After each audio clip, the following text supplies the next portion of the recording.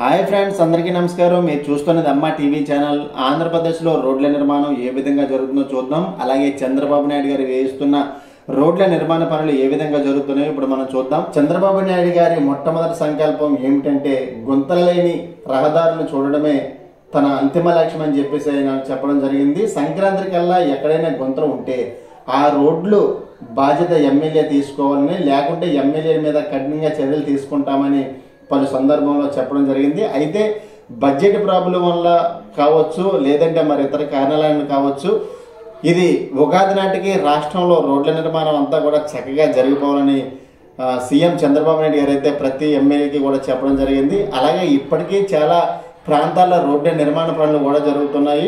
అలాగే గత ప్రభుత్వంలో ఎక్కడ చూసుకున్నా సరే రోడ్లు గుంతలు పడిపోయినటువంటి సందర్భంగా చెప్పుకోవచ్చు. చాలామంది ఆ గుంతల్లో పడిపోవడం, అలాగే వర్షపు నీరు ఆ రోడ్లపై చేరిపోవడం గట్రా జరిగింది. వైసీపీ పరిపాలనలో జరిగినటువంటి తప్పులు తెలుగుదేశం పార్టీ అధికారంలో ఉన్నప్పుడు జరగకూడదని సీఎం చంద్రబాబు నాయుడు గారు చాలా జాగ్రత్తలు తీసుకుంటున్నారు.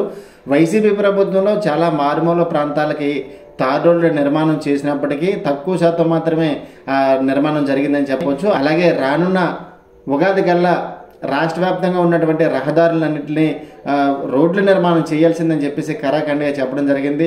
దీనిలో ఎమ్మెల్యేల పాత్ర చాలా కీలకం అని చెప్పేసి ఆయన చెప్పడం జరిగింది. మరి ఇప్పటికే చూసుకున్నట్లయితే ఆంధ్రప్రదేశ్ వ్యాప్తంగా రోడ్ల నిర్మాణం పనులు అయితే చకచక జరుగుతున్నాయి. ఇంకా జరగవలసినవి చాలా ఉన్నాయి.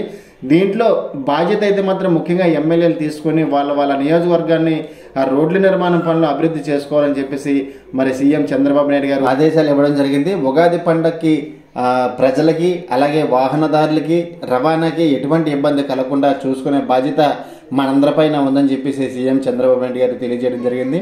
మరి ఇటువంటి లేటెస్ట్ అప్డేట్ కోసం అమ్మ టీవీ ఛానల్ని సబ్స్క్రైబ్ చేసుకోండి. Thank you.